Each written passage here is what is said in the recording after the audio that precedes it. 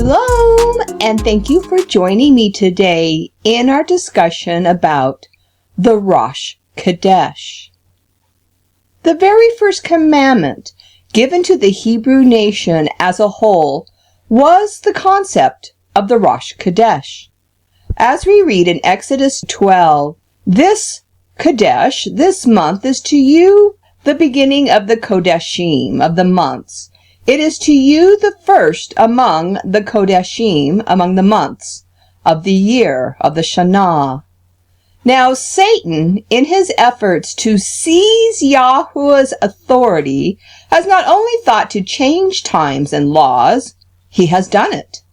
He has masterfully diverted those who sincerely desire to keep the true Sabbath and appointed times of the Most High to following days contrived of men, substituting pagan calendars in place of the Creator's heavenly order of operation, deceiving Yahuwah's people into worshiping on false days, while thinking they are keeping holy the true Sabbath.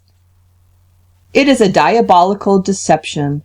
Therefore, it would be reasonable to expect Yahuwah to give a warning of such a significant and crucial event. As we read in Isaiah 14, starting with verse 12, O shining star, son of the morning, how you have fallen from the heavens, you weakening the nations, you are cut down to the ground. For you have said in your heart, I will go up to the heavens, I will raise my throne above the stars of Eloah, and I will sit in the mount of meeting on the sides of the north. I will rise up over the heights of the cloud. I will be compared to the Most High. And Daniel 7 verse 25 says, And he shall speak words against the Most High, and he shall wear out the saints of the Most High, and he intends to change times and law. This battle over worship that Hillel, aka Lucifer, so desires, will continue to grow and spread. And many, in order to assure material security, will accept counterfeit holy days. There will be a remnant, though, that will be awakened to stand steadfast and loyal to their Creator by worshiping the Most High on the days which His heavenly calendar dictates. There seems to be a lot of confusion over this monthly observation. How is it determined? And what are we supposed to do on this day? In this study, we'll address these questions and look at the ordinances and examples as found in the Bible. Unlike the weekly Sabbath, which is called to be a day of rest, the new month day is a day for assembly, likened unto the annual feast days. But due to the corrupt scribal pen, the Hebrew phrase Rosh Chodesh has been incorrectly translated into new moon in many modern day Bible versions. So just how did this happen? In the year 167 BC, so that's 160 years before the Messiah was born, the temple and the city were taken by Antiochus Epiphanes, the king of the Seleucid Empire. Now, Epiphanes installed Jason as his own Kohen Gadol, as his own high priest, after Jason offered King Antiochus a generous bribe to depose the current official Kohen Gadol and appoint him to the coveted position. Now, Jason was not from the line of Aaron, and although his Hebrew name was Joshua, he changed his name to Jason to be more accepting among the Hellenists. This was the beginning of the end of the integrity of the temple priesthood. The high priest Jason corrupted his fellow Hebrews with pagan customs, but before long another Hellenized Hebrew, Menelaus, beat Jason at his own game and bought the high priesthood with an even bigger bribe, financing it with the golden vessels pilfered from the temple. Jason then amassed an army and attacked Menelaus in the holy city, killing many of his own countrymen. Now, Antiochus interpreted this civil squabble as a revolt against his throne and sent his armies to Jerusalem, plundering the temple and murdering tens of thousands of Jews. Now, Antiochus Epiphanes and the Seleucids eventually replaced the high priest with the rabbis. This is when the calendar was changed to the lunisolar calendar of Babylon. Because of this change, arguments broke out amongst the sects that had been using the temple harmoniously up until that point. Despite their differences of theology, they could celebrate the feast together as they were all using the same priestly calendar. By changing the calendar to a lunar solar one, the rabbis felt it gave them more power and control over the division of days. This was the catalyst that sent the sons of Zadok into the Qumran desert, leaving behind the treasure called the Dead Sea Scrolls. Many translations ever since have echoed this bias. So Rosh means the head, whether literally or figuratively, of place, rank, or time, etc. Beginning captain, chief, first, forefront, lead, principal, ruler, top. And Chodesh means new month and comes from the root word Kadash, meaning to be new, causatively to rebuild, renew, repair. We see the same phrase used throughout the Dead Sea Scrolls, which gives us strong evidences as to the layout of the priestly calendar. The word Chodesh is used 256 times in the Old Testament and always refers to a solar month, not a lunar or moon of any type. Now, the Hebrew word for moon is Yareach, and we never find the phrase Rosh Yareach or head of the moon anywhere written in Scripture, especially that in the context of a new month. According to Enoch, the new month day is determined as the sun passes 30 degrees or 30 days in the heavens, starting from the due east sunrise point through the sun gates. We are instructed that a week is exactly 7 days and a month is 30 days, and yet the moon phases day to day and month to month aren't exactly 7 days or exactly 30 days. So this is where those of the lunar persuasion will argue that Psalms 81 proves that a new moon begins the biblical month. And for those who have followed us at all know that I spent a lot of years in that lunar persuasion and used this argument myself many times. So let's break it down in order to understand what King David was talking about. Now, I took 3 different translations to compare, and as we can see, there is a widely different reading for each of them. Psalms 81 verse 3, we're going to start with the King James Version, and it says, "Blow up the trumpet in the new moon, in the time appointed, on our solemn feast day." Then we read from the Apostolic Bible Polyglot, and this comes from the Septuagint, and it reads, "Trump during the new moon, a trumpet, in the well-marked day of your holiday." And then the Easy Read version reads, "Blow the ram's horn at the time of the new moon, and at the time of the full moon when our festival begins." Well, all that's about as clear as mud, so let's break it down. First, we're told, blow the trumpet. Now, the word used here is shofar, which is H7782, or ram's horn. And the very first time we see a shofar being mentioned is at Sinai, referred to as the voice of Eloah, which made the whole camp tremble. The shofar was also used to wage war, to sound alarms for the camp, to convene assemblies, to announce the new month and the Jubilee year, to herald messages, and to coronate kings. It was also used as an instrument of praise. Then the next part of this psalm tells us exactly what it is being sounded for. On the day of the new month. The Hebrew translation in this passage is Rosh Chodesh, head of the month. Then it tells us in the time appointed. In the Hebrew, the word kaseh, meaning fullness, it's festival, appointed time, but is sometimes implied as full moon, and thus the confusion in some translations.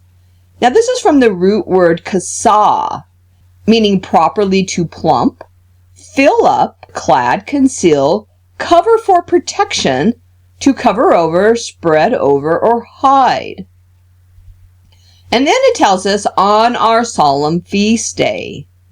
Now this Hebrew word is Hag, meaning a festival, solemn feast day, sacred, solemnity. But this can be any feast day, unlike the word Hagag, which points us to the 3 pilgrim feasts, where we are to meet with Eloah at its designated place.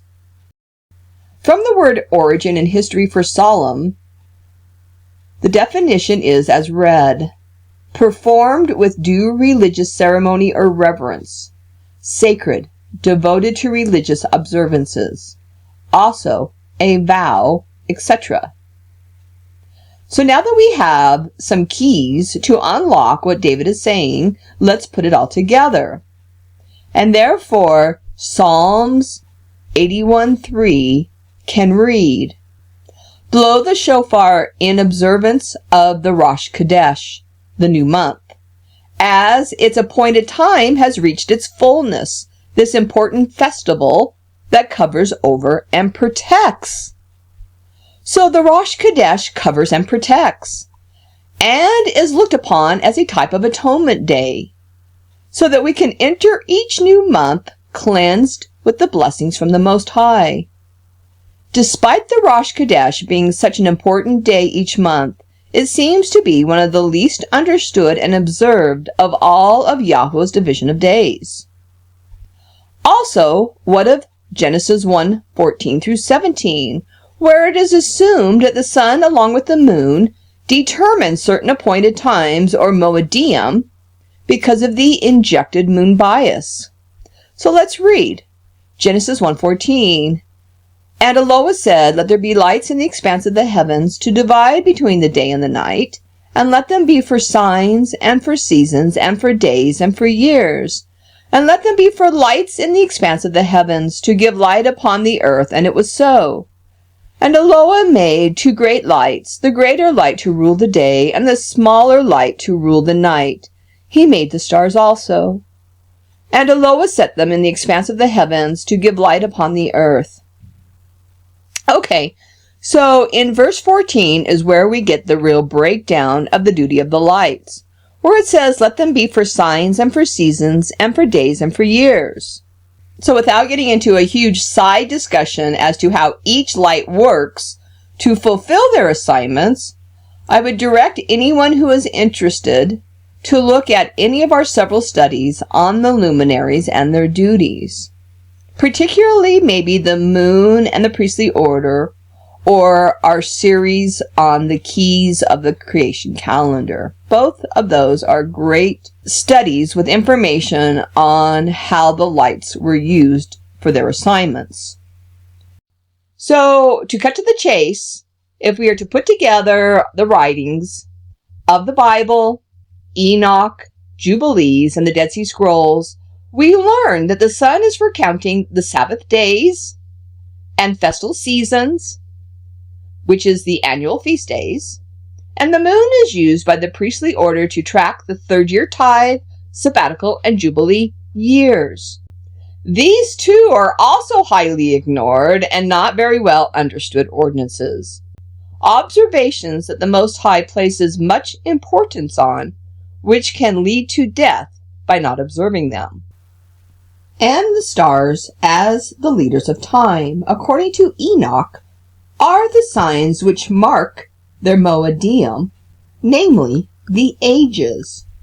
For it was the ages of time which marked man's journey from the garden. Now all scholars agree that Adam was in the garden during the age of Taurus, the bull, The Hebrew word is shur, the beast of burden used to till the earth. The age of Noah and sacrifices marked by the age of Aries the ram. The fisher of men ushered in the age of Pisces, the fish. And at its closing, the Messiah promised he would return, bringing the living waters with the age of Aquarius. An age is determined by which constellation the sun is rising with at the vernal equinox, or Rosh Chodesh. Although the star background seems steady and fixed in the sky, as a whole, they move ever so slightly counterclockwise from year to year, so slowly that it takes 70 years to detect 1 degree of their movement. A degree in the heavens is about the width of your pinky finger held up to the sky, therefore about 1 lifetime, as it is the stars which are assigned to mark the lifetimes of men through the ages. The sun is the heavenly cursor that marks the ages with the stars, and the stars tell us that we currently are nearing the end of the age of the fishermen. Also, in relation to the stars, there are some in the biblical calendrical world who try to use them to mark the beginning of months. This is done by using systems that man has developed for dividing the heavens into 12 perfect boxes. And I had considered this back about 20 years ago when I was first trying to learn Torah and find the true Sabbath. We looked into using these star systems to divide our months. But the problem is this is the practice of astrology, which is Lucifer's way of controlling the heavens as promised through men, and not the pure works of the Creator, which we call astronomy, the study of the stars. Big difference between astrology and astronomy. In astrology, sidereal and tropical are terms that refer to 2 different systems used to divide the ecliptic into 12 zodiac signs.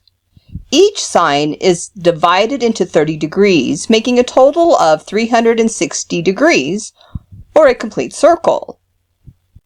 The tropical month, by average, begins around the 21st or 22nd of each Gregorian month, and the sidereal begins approximately every 15th or 16th day of the month. Both systems fluctuate between a day or so on either side depending on the month, but this is their averages. It is within these systems of astrology where we find our birth signs. Whereas in the physical heavens, the star constellations on the ecliptic are different sizes, and therefore the sun is in them for different lengths of time.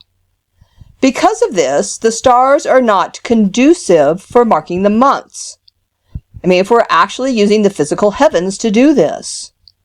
This size difference also affects the size of their ages, with some being longer and some being shorter.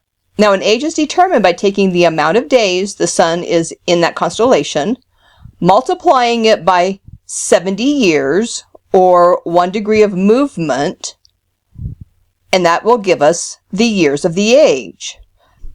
So, for example, the sun is in Taurus, or the Hebrew Shur, from May 14th to June 19th, or 37 days. So when we multiply that by the 70 years, that would give us the sum of the age being 2,590 years. Whereas the sun is in Aries from April 19th to May 13th, or only 25 days.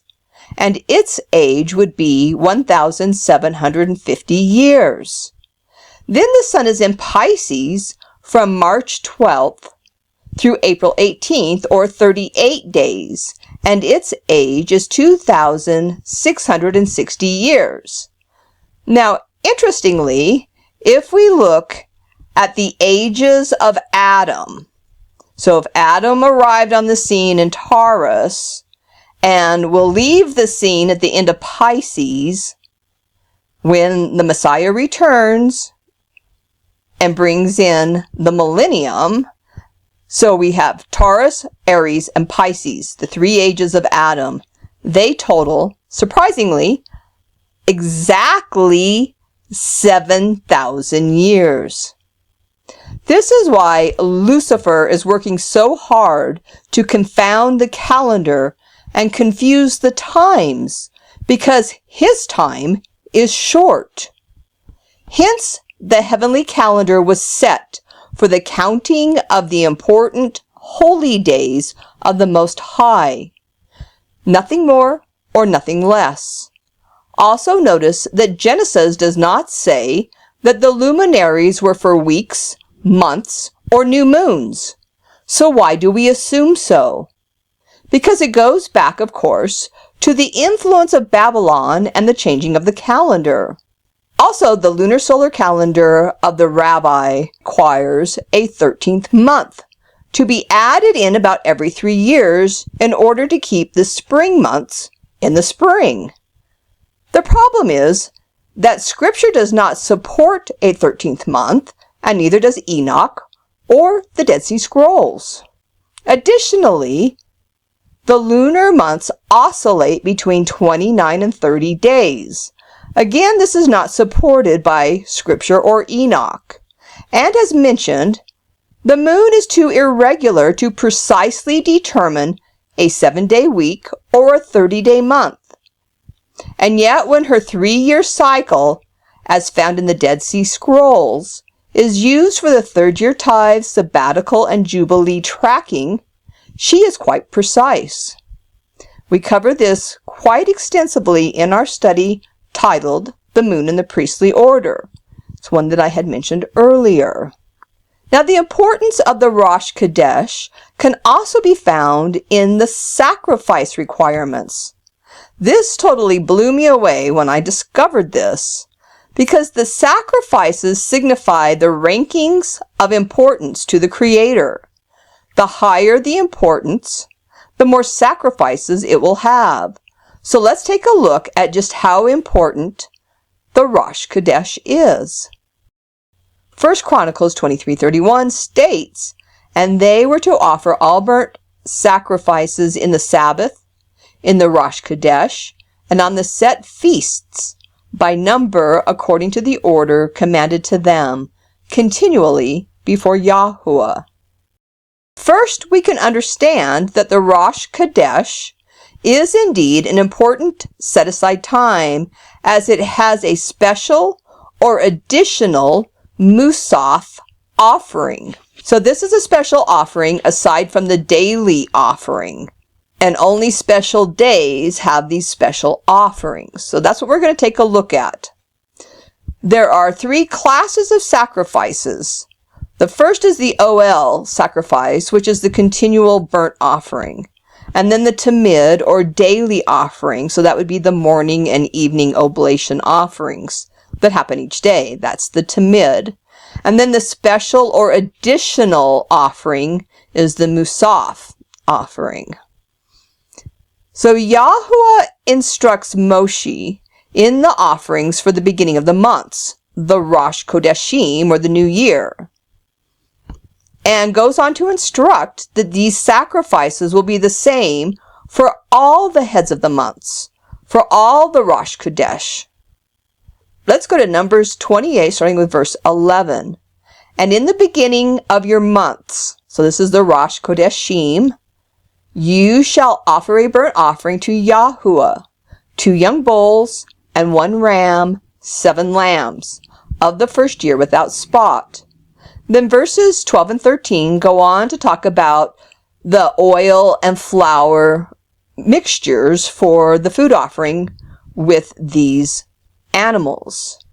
Then verse 14 goes on to say, "This is the burnt offering for every Rosh Chodesh throughout the Kodeshim of the year." So this is the offering for every head of the month, for every monthly renewal of the year. Verse 15, and 1 kid goat for the sin offering to Yahuwah shall be prepared, besides the continual burnt offering and drink offerings. So in addition to the musaf, the daily, and the continual offerings, we have a sin offering of a goat. The special sacrifices of the Rosh Chodesh bring an element of atonement, thus redemption. This is through the goat sin offering. The Hebrews received restated atonement for the sins done unknowingly, but now known.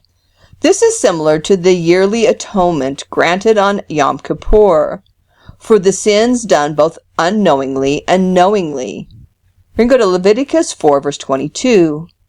When a ruler has sinned and through ignorance has acted against one of the commands of Yahuwah his Creator, which is not to be done, and is guilty, or if his sin which he has sinned shall be made known to him, he shall bring an offering of a kid goat, a male without blemish, and he shall lay his hand on the head of the goat and kill it in the place where he kills the burnt offering before Yahuwah. It is a sin offering. So let's take a look at just the special musaf sacrifices in order of ranking by volume. And we start out with Sukkot, having the most sacrifices of all, as it is the year-end party of all parties. Now, Sukkot, we read in Numbers 29, verses 12 through 34. And day 1 starts with 13 bulls, 2 rams, and 14 lambs. Then each day throughout this feast, the bulls are reduced by 1. So by the 7th day, we are now at 7 bulls, 2 rams, and 14 lambs. The thing I find interesting with the Sukkot sacrifices is the 13 down to 7. 13 is a number that Yahuwah uses a lot. 13 times around Jericho before the walls fell. Next is the New Year's Day, or the Rosh Chodeshim. So the beginning of months, as we read in Numbers 28, verses 11 through 15, with 2 bulls, 1 ram, and 7 lambs. And of course, as we read, each head of the month will have the same 2 bulls, 1 ram, and 7 lambs. Then the 14th day of the first month, which is Passover, and we read about its sacrifices in verses 16 through 25. And it is also 2 bulls, 1 ram, and 7 lambs. And the 7 days of unleavened bread. Each day, 2 bulls, 1 ram, and 7 lambs are sacrificed. Finally, Shavuot wraps up the spring feasts with again 2 bulls, 1 ram, and 7 lambs. Now notice as we go through the fall feasts how they have been reduced by 1 bull over the spring feasts. Yom Teruah starts us out with the Feast of Trumpets. We read about its sacrifices in Numbers 29, verses 1 through 6. And it is 1 bull, 1 ram, and 7 lambs. And the same for Yom Kippur, 1 bull, 1 ram, and 7 lambs. And of course, Sukkot would be next. And we've already looked at those sacrifices because it is the very most of all the feasts. But there is a special day at the end of Sukkot called Shemini Atzeret. It is the day of lingering, or the extra day. We read about its sacrifices in Numbers 29, verses 35 through 38. And it too is 1 bull, 1 ram, and 7 lambs. Then we get to our weekly Sabbath. And we find its sacrifices in Numbers 28, verses 9 through 10. And it is 2 lambs a year old. Finally, we are to the first fruits. This is the feast that lands on the 26th day of the first month, and its sacrifice is one lamb. So the fact that the Rosh Chodesh offering is the same as Passover and Shavuot should speak volumes. What is the significance of Rosh Chodesh in comparison to Passover and Shavuot? For they are all a time of being set apart, a time of redemption. Yahuwah is making the point that the calendar system of months is devised to recall and remind us of our being set apart. Although we are no longer required to perform animal sacrifices, which were the duties of the priests, for we now have the Messiah as our high priest, who performed the sacrifice by placing his own blood on the altar, we, through our deeds of abiding by Yahuwah's Moedim, will still receive the benefits of the redemption of the holy blood when we observe these Kodesh times, these holy Moedim of our Creator. Numbers 10:10, and in the days of your gladness, and in your appointed times, in your Moed, and in the Rosh of your Kodesh, in the head of your months, you shall blow the trumpets over your burnt offerings, and over the sacrifices of your peace offerings, and they shall be to you for a memorial before your Creator. I am Yahuwah, your Creator. And 2 Chronicles 2:4, behold, I'm about to build the house for the name of Yahuwah, my Creator, and dedicate it to him for the burning of incense of sweet spices before him, and for the regular arrangement of the showbread, and for the burnt offerings morning and evening, on the Sabbath and the Rosh Chodesh, and the appointed feasts of Yahuwah our Creator, as ordained forever for Israel. And Isaiah 66:23 states, and it will be from one Rosh Chodesh to another, and from one Sabbath to another, all flesh will come to worship before me, says Yahuwah. Each time the Rosh Chodesh is mentioned in Yahuwah's word, it is a separate set-aside day, being neither a weekly Sabbath, or one of the 6 work days, or one of the annual feast days, with the exception of Yom Teruah, which falls at the head of the 7th month. And actually, the Rosh Chodesh often interrupts our work week. So that is part of a whole different subject about the Sabbath. So let's go to 2 Kings 4, starting with verse 17. And it reads, and the woman conceived and bore a son at the time that Elisha had said to her, according to the time of life. And the boy grew, and the day came when he went out to his father to the reapers. And he said to his father, my head, my head. And he said to the lad, carry him to his mother. And he carried him and brought him to his mother, and he sat him on her knee until noon, and died. And she went up and laid him on the bed of the man of Yahuwah. She took him up and laid him on Elisha's bed, and shut the door on him, and went out. And she called to her husband and said, please send me one of the young men and one of the asses, so that I may run to the man of Yahuwah and come again. And he said, why will you go to him today? It is neither the Rosh Chodesh nor the Sabbath. And she said, it is well. So we can see that the Rosh Chodesh and the Sabbath are being referred to as similar days, but not the same. Her husband asked, why will you go to him today? Because the people would assemble to hear the Torah read on the Rosh Chodesh and Sabbath days. It was a day that they would cease from their normal labors. They would also inquire of the prophet on the Rosh Chodesh. But as we can see here in 2 Kings, the men were working in the fields, So the husband was inquiring as to his wife's actions because they weren't usual. People gathered to worship and seek the prophets and hear the Torah on the Rosh Chodesh. Just no buying or selling. Ezekiel 46 verses 1 and 3.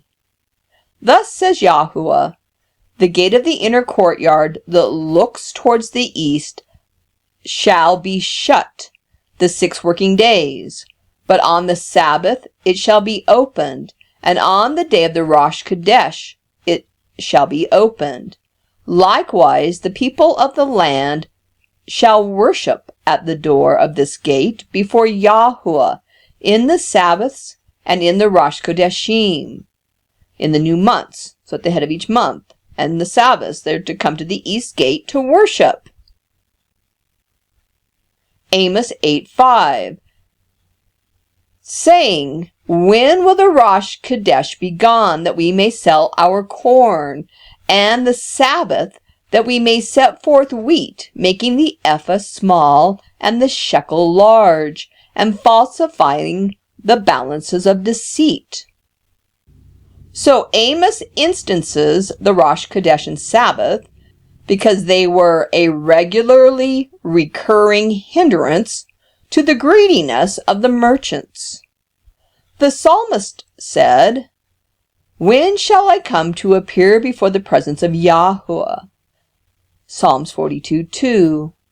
But these said, perhaps in their hearts only, which Yahuwah can read, when will this service be over, that we may be our own masters again? They loathed the Sabbath because they had to rest from their frauds. The rich and powerful of the land were the guiltiest of oppression, as well as the foremost in idolatry. They were weary of the restraints of the Sabbath and Rosh Chodesh, and wished them over, because no common work might be done therein. It was too hard to submit to Yahuwah's way over man's desire for the almighty dollar. When employed in Yahuwah's services, the merchants were thinking of marketing. They were weary of holy duties because their worldly businesses stood still while they were in service to Yahuwah. And, many times I see from those who call themselves believers a lack of faith that our Father will indeed provide for them if they are obedient to His will. So they pander reasons why they can't follow the important day that covers over and protects. Those are strangers to the Most High and enemies to themselves. Those who love market days better than Sabbath days and would rather be selling corn than worshiping Yahuwah, or going to lunch with friends, shopping, buying gas for your car, working your regular job, gardening, canning, etc. Sadly, the Sabbath and Rosh Chodesh days are a burden to the carnal heart. Yet how can we spend our time better than in communion with our Creator Yahuwah? So I ask, if the Rosh Chodesh is to fall on a Roman workday, should we, the followers of Yahuwah's word, work as if it is a normal day? But then again, the Rosh Chodeshim, the New Year's Day, was earmarked for doing Yahuwah's special work, as we read in Exodus chapter 40, starting with verse 1. And Yahuwah spoke to Moshe, saying, you shall set up the tabernacle of the tent of the congregation on the first day of the first month. So, on the Rosh Chodeshim, on the head of months. And you shall put the ark of the testimony in it, and you shall cover the ark with the veil. And you shall bring Aaron and his sons to the door of the tabernacle of the congregation, and wash them with water. And you shall put the holy garments on Aaron, and anoint him, and sanctify him, so that he may minister to me in the priest's office. And you shall bring his sons and clothe them with tunics, and you shall anoint them, even as you anointed their father, so that they may minister to me in the priest's office. For their anointing shall surely be an everlasting priesthood for their generations. And Moshe did so, according to all that Yahuwah commanded him, so he did. And it was the first month, in the second year, on the first of the month, that the tabernacle was reared up. So we need to remember that all of the pieces of the tabernacle were prefabricated before this day. And so on the first day of the first month, all they had to do was assemble it. And then they anointed the priesthood. So Yahuwah's people were to start the year with a place of worship and priesthood in place.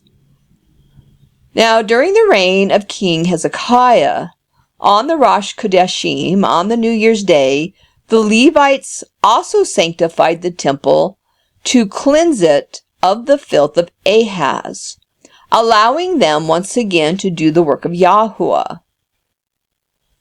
Yahuwah also told Ezekiel to sanctify the temple on the Rosh Chodesh at the head of the months.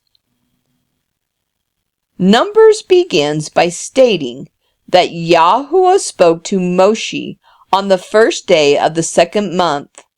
This is reflecting the idea that the Kodesh was a day of learning and hearing from the Most High. It was the day that Yahuwah communicated his message to Moshe, and Moshe in turn gathered the Israelites who were celebrating the Rosh Chodesh, and he taught them what he heard from Yahuwah. Now this is supported by Deuteronomy 1, which also reports that Moshe informed the Israelites on the first day of the 11th month what he heard from Yahuwah.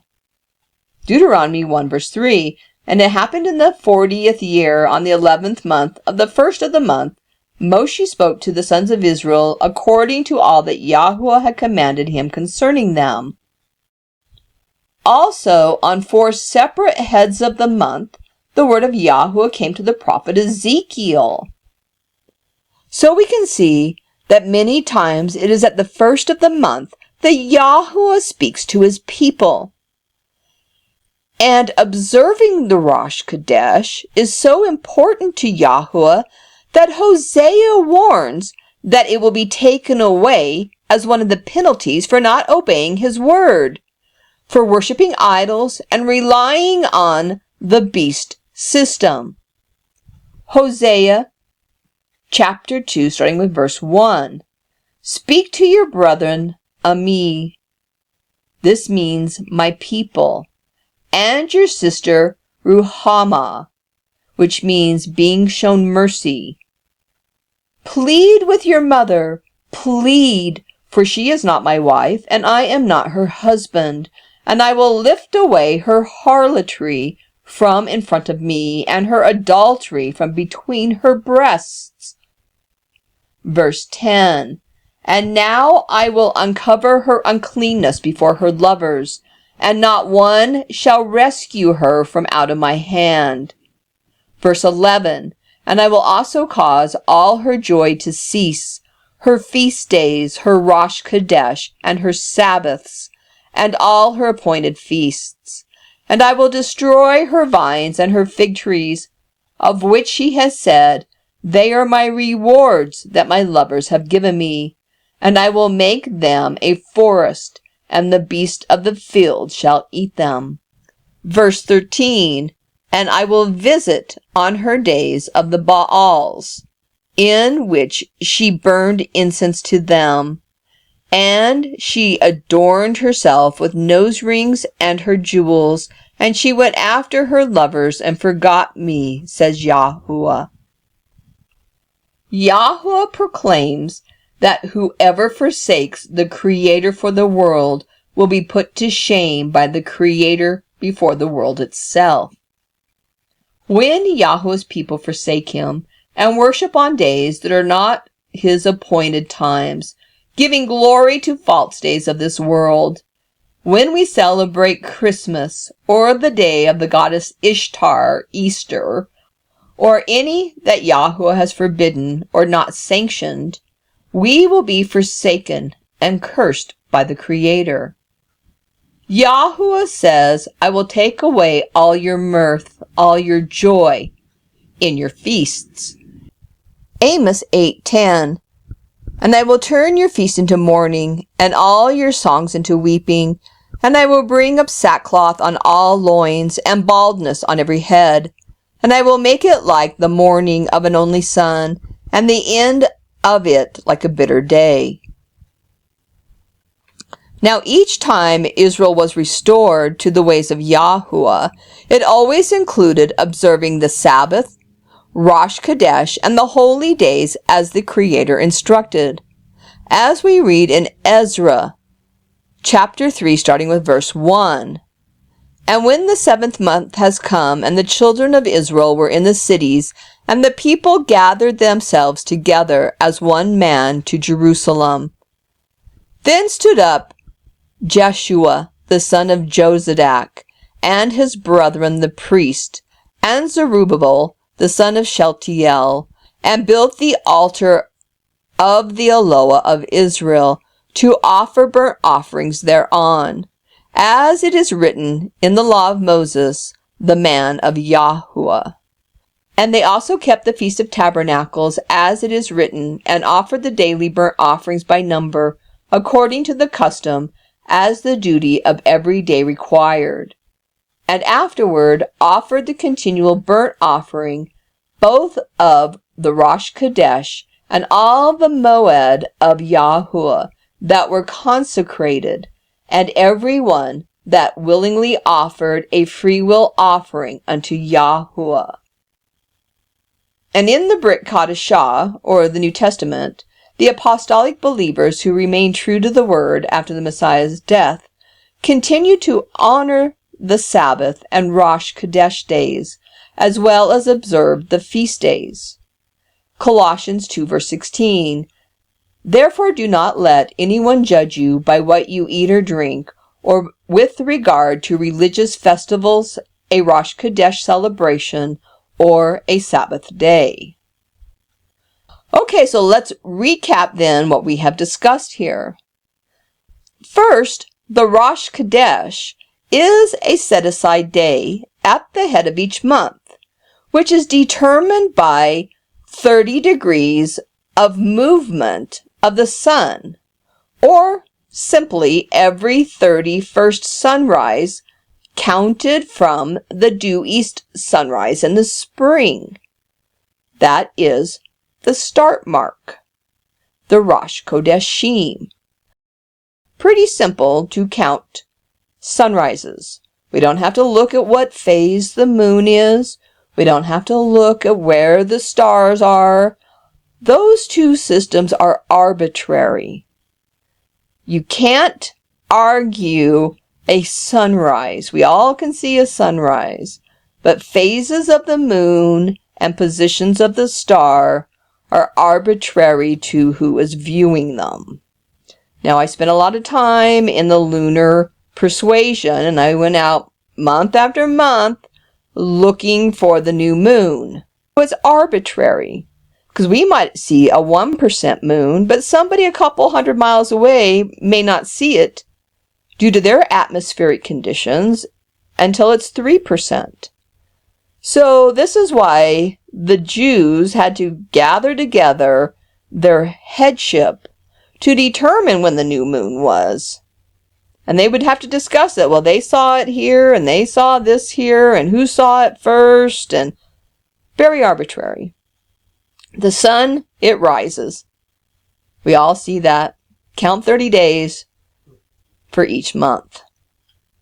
Yahuwah places the same importance on the Rosh Chodesh as Passover and Shavuot, as we verified by the assigned sacrifices. The Rosh Chodesh is a day for the congregation to assemble and hear Yahuwah's word and inquire of the prophets. There is to be no buying or selling on the Rosh Chodesh. But it is a feast day, so we can cook. We just aren't to do laborious work, whether we're paid for it or not. Now, of course, the elderly and the sick have to be tended to every day, regardless whether it's a feast day or a Sabbath.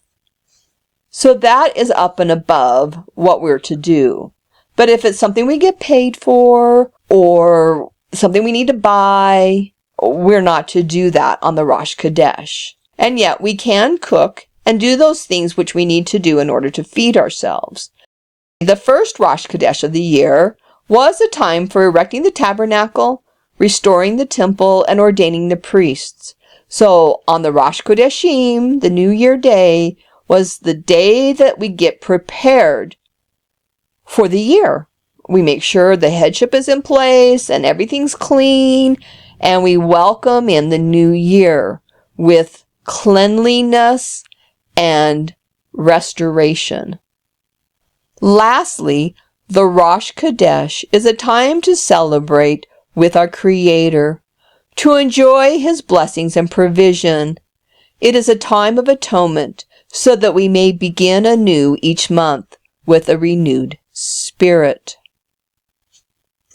So this is where we're going to conclude our discussion on the Rosh Chodesh. And I hoped this helped clear up some misunderstandings and misgivings on how we first find the Rosh Chodesh and the things we're supposed to do to honor the set-aside time with our Creator, Yahuwah. And we want to give Him all the praise and glory for these truths that He brings forward, that we may worship Him in a way that honors Him most. And as always, if you have any questions, you can reach us at remnantofthelight@gmail.com or on our website at remnantofthelight.net. And until we meet again, I'm going to wish you Shalom, Shalom. Shalom, shalom.